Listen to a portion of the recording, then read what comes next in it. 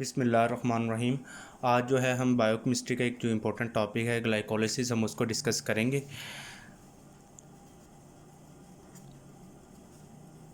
Glycolysis basically जो है ये एक मेटाबॉलिक पाथवे है जिसके अंदर जो है ग्लूकोज की ब्रेकडाउन होती है और वो पायरोवेट में कन्वर्ट होता है। ठीक है, ये क्या है? मेटाबॉलिक पाथवे है। मेटाबॉलिक पाथवे है जिसमें जो हमारे पास ग्लूकोज है उसकी ब्रेकडाउन होती है। ग्लूकोज C6H12O6 इसकी ब्रेकडाउन होती है किसमें? पायरोवेट में। ठीक है, पायरोवेट में इसकी ब्रेकडाउन होती है, तो इस प्रोसेस को हम कहते हैं ग्लाइकोलाइसिस। ठीक है, अब जो है हम इसको स्टेप वाइज देखेंगे कि कन्वर्जन किस तरह होती है, कौन कौन से एंजाइम्स इन्वॉल्व होते हैं ग्लूकोज की ब्रेकडाउन के में। जो इन्वॉल्वमेंट होती है एंजाइम्स के, हम उसको भी डिस्कस करेंगे। लेकिन उससे पहले यह है कि अगर फॉस्फेट ग्रुप हमारे पास किसी स्टेप में ऐड हो रहा है, फॉस्फेट जो ग्रुप है हमारे पास किसी स्टेप में या ऐड हो रहा है या सब्सट्रैक्ट हो रहा है, तो हम उसे कहेंगे काइनेज। ठीक है, ठीक है, वो एंजाइम के साथ हम जो है वो काइनेज पुट करेंगे। ठीक है, वो हम आगे जो स्टेप्स आएंगे उसमें आपको ये आ जाएगा, समझ आ जाएगी इसकी कि अगर तो फास्फेट ऐड हो रहा है या फास्फेट जो है वो सब्ट्रैक्ट हो रहा है तो वो काइनेज है। ठीक है, अगर तो पोजीशन में जो कोई डिफरेंस है, ठीक है, यानी कि पोजीशन में कार्बन में जो पोजीशन में चेंज है, तो ये क्या होगा? जब पोजीशन चेंज होगी ये आइसोमर फार्मर होगा, आइसोमर फार्मर है। ठीक है, और इसको हम कहते हैं आइसोमीरेज या म्यूटेज, आइसोमीरेज या फिर म्यूटेज। ठीक हो गया। उसके बाद अगर तो NADH की इन्वॉल्वमेंट है, NADH की इन्वॉल्वमेंट है, हम इसे कहेंगे डीहाइड्रोजिनेज, डीहाइड्रोजिनेज, डीहाइड्रोजिनेज, यानी कि हम एंजाइम्स के लास्ट में डीहाइड्रोजिनेज जो है वो लगाएंगे। अब उसके बाद हम जाते हैं इसकी जो स्टेप्स पे कि ये कैसे कन्वर्जन इसकी होती है। सबसे पहले हम बताएंगे जो ग्लूकोज है ये कन्वर्ट होगा ग्लूकोज 6 फॉस्फेट में। ठीक है जी, ग्लूकोज 6, सबसे पहले ग्लूकोज की कन्वर्जन होती है ग्लूकोज 6 फॉस्फेट में, ग्लूकोज 6 फॉस्फेट में। ठीक है, जब इसकी कन्वर्जन होगी ग्लूकोज से ग्लूकोज 6 फॉस्फेट में, तो यहाँ पे जो है एक ATP जो है वो यूटिलाइज होगी, यानी कि हमारे पास आएगा ATP कन्वर्ट होगी ADP में। ठीक हो गया। उसके बाद यहाँ पे जो एंजाइम हमारे पास यूज़ होगा वो हेक्सोकाइनेज होगा, हेक्सोकाइनेज। ठीक है, क्योंकि यहाँ पे क्या हो रहा है, फास्फेट जो ग्रुप फास्फेट एक जो है वो फास्फेट की एडिशन हो रही है, यानी कि इधर ग्लूकोज था, इधर ग्लूकोज 6 फॉस्फेट है, यानी कि फास्फेट ऐड हो रहा है, इसलिए हम इसको काइनेज कहेंगे। ठीक है, उसके बाद जो है ग्लूकोज 6 फॉस्फेट से हमारे पास आएगा, इससे बनेगा fructose 6 phosphate, fructose 6 phosphate. Glucose 6 phosphate से जब फ्रुक्टोज 6 फॉस्फेट बनेगा तो इधर क्या होगा, एक तो हमारे पास जो एंजाइम आएगा उसमें क्या होगा, यहाँ पे ग्लूकोज और फ्रुक्टोज की से पोजीशन में केमिकल फार्मूला तो इनका जो है वो सेम है, लेकिन जो इनका स्ट्रक्चरल फार्मूला है वो डिफरेंट है, यानी कि इसमें जो पोजीशन की डिफरेंस है, इसलिए हम इसके जो है वो इसको आइसोमीरेज जो है लास्ट में आएगा, तो हम जो इसका एंजाइम होगा उसे कहेंगे फास्फोग्लूको आइसोमीरेज, फास्फोग्लूको आइसोमीरेज। ठीक हो गया। अब जो फ्रुक्टोज 6 फॉस्फेट है उसे हमारे पास बनेगा फ्रुक्टोज 1,6 बिस फॉस्फेट, बनेगा फ्रुक्टोज 1,6 बिस फॉस्फेट। ठीक है, फ्रुक्टोज 6 फॉस्फेट से जब हमारे पास फ्रुक्टोज 1,6 बिस फॉस्फेट बनेगा तो यहाँ पे भी जो है हमें एनर्जी जो है वो यूटिलाइज होगी, ATP कन्वर्ट होगी ADP में। ठीक है, तो यहाँ पे जो एंजाइम हमारे पास आएगा वो आएगा फास्फोफ्रुक्टोकाइनेज 1। ठीक है, फास्फोफ्रुक्टोकाइनेज 1 जो एंजाइम है वो इधर जो है वो इन्वॉल्व होगा।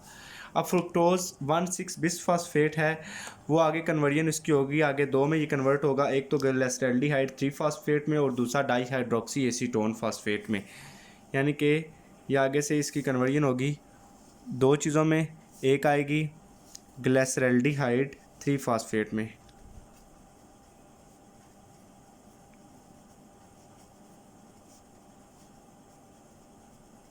ग्लिसरॉल्डिहाइड 3 फॉस्फेट में, दूसरा इसकी कन्वर्जन हो रही है डाई हाइड्रोक्सी एसीटोन में, डाई हाइड्रोक्सी एसीटोन फॉस्फेट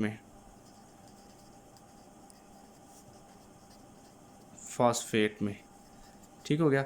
अब यहाँ पे जो फ्रुक्टोज 1,6 बिस फास्फेट को जब कन्वर्जन हो रही है ग्लिसरॉल्डिहाइड 3 फास्फेट और डाईहाइड्रोक्सीएसीटोन फास्फेट में, इसकी कन्वर्जन करवा रहा है, इसकी कन्वर्जन कौन करवा रहा है? एल्डोजिस एंजाइम, एल्डोजिस जो है एंजाइम है वो इन दोनों इसकी कन्वर्जन करवा रहा है, ठीक है।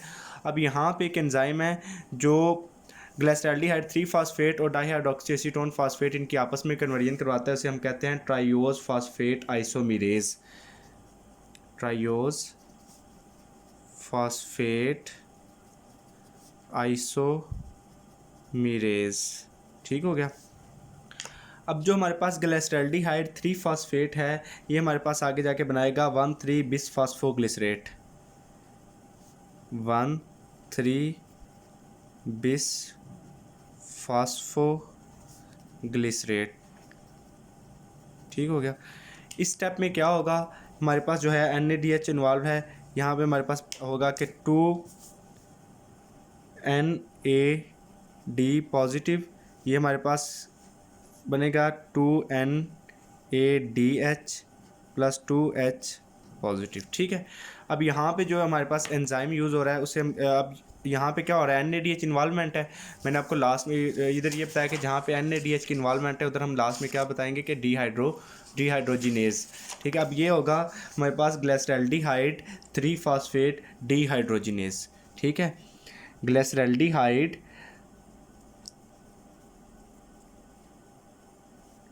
3 फास्फेट डिहाइड्रोजिनेज, ये मैंने फुल स्पेल्स नहीं लिखे, ग्लिसरॉल्डिहाइड 3 फास्फेट डिहाइड्रोजिनेज, ये एंजाइम है जो यूज़ होगा कि ग्लिसरॉल्डिहाइड 3 फास्फेट को कन्वर्ट करने के लिए 1,3 बिस फास्फोग्लिसरेट में, ठीक है। उसके बाद जो है जो 1,3 बिस फास्फोग्लिसरेट है वो आगे कन्वर्ट होगा 3 फास्फोग्लिसरेट में, आगे कन्वर्ट होगा 3 फास्फोग्लिसरेट में, ठीक है। जब 1,3 बिस फास्फोग्लिसरेट 3 फास्फोग्लिसरेट में कन्वर्ट होगा तो यहाँ जो है हमारे पास 2 ATP के मॉलिक्यूल्स बनेंगे, ठीक है, यानी कि 2 ADP कन्वर्ट होगी 2 ATP में, ठीक हो गया। अब यहाँ पे जो हमारे पास यूज़ हो रहा है, जो एंजाइम यूज़ हो रहा है वो आएगा फास्फोग्लिसरोकाइनेज,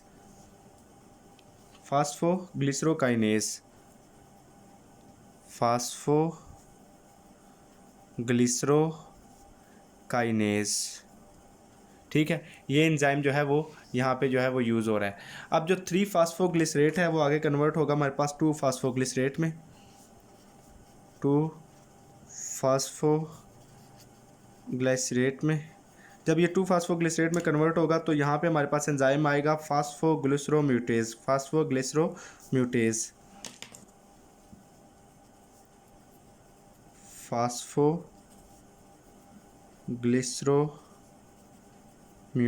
ठीक हो गया। अब जो 2 फास्फोग्लिसरेट है वो आगे हमारे पास कन्वर्ट होगा फास्फोइनोल पायरोवेट में, फास्फोइनोल पायरोवेट में। जब ये फास्फोइनोल पायरोवेट में कन्वर्ट होगा तो यहाँ हमारे पास एंजाइम आएगा एनोलेज एंजाइम, ठीक हो गया। यहाँ एंजाइम कौन सा है, एनोलेज एंजाइम जो है वो इन्वॉल्व हो रहा है किसमें, 2 फास्फोग्लिसरेट को फास्फोफिनोल पायरोवेट में कन्वर्ट करने के लिए। यहाँ पे ATP जो है वो नहीं बनेगी, ठीक है। एक स्टेप में भी ATP नहीं होगी और इस स्टेप में भी ATP नहीं बनेगी। अब जो फास्फोइनोल पायरोवेट है वो कन्वर्ट होगा पायरोवेट में, ठीक हो गया, पायरोवेट में, ठीक है। ये आगे इनके दो हैं वो आ रहे हैं, यानी कि 2 पायरोवेट्स बनेंगे, ठीक है। ये आपने ये ना सब ये 2 जो है वो मॉलिक्यूल्स हैं, तो हमारे पास पायरोवेट कितने बनेंगे, 2 पायरोवेट बनेंगे, ठीक है। फास्फोइनोल पायरोवेट से जब कन्वर्जन होगी पायरोवेट में तो उसमें कौन सा एंजाइम आ रहा है हमारे पास, पायरोवेट काइनेज। कौन सा एंजाइम इन्वॉल्व है, पायरोवेट काइनेज जो है एंजाइम जो है वो इन्वॉल्व है। तो और यहाँ पे जो एटीपी है वहाँ पे भी, यहाँ पे भी जो है 2 एटीपी के जो एटीपी के सॉरी जो मालिक्यूल हैं वो हमें मिलेंगे। 2 एटीपी के जो मालिक्यूल हैं, यानी कि एटीपी एनर्जी है जो हमें यहाँ से जो वो रिलीज़ होगी 2 एटीपी, ठीक है, 2 मालिक्यूल्स एटीपी के। ठीक है, ये जो है हमारा मुकम्मल हुआ ग्लाइकोलाइसिस का जो स्टेप है, इसका मैंने सिर्फ अभी रिव्यू दिया है। इसके जो नेक्स्ट वीडियो है उसमें मैं आपको इसके स्टेप वाइज बताऊंगा कि इसमें जो है अगर ग्लूकोज 6 फास्फेट में जो कन्वर्ट हो रहा है, आगे फ्रुक्टोज 6 फास्फेट में अगर जो इरिवर्सिबल स्टेप्स हैं उनको हम डिस्कस करेंगे कि वो कौन से हैं, और उन स्टेप्स में जो है वो क्या क्या चेंजिंग्स हैं।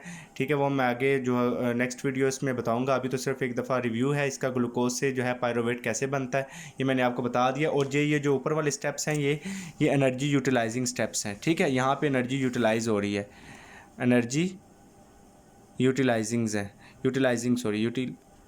यूटिलाइजिंग स्टेप्स हैं। ठीक हो गया। और यहाँ पे एनर्जी रिलीजिंग स्टेप्स हैं। ठीक है, वो यूटिलाइज कर रहे हैं और ये एनर्जी रिलीज़ कर रहे हैं, ये एनर्जी रिलीजिंग्स है, एनर्जी रिलीजिंग स्टेप्स हैं ये।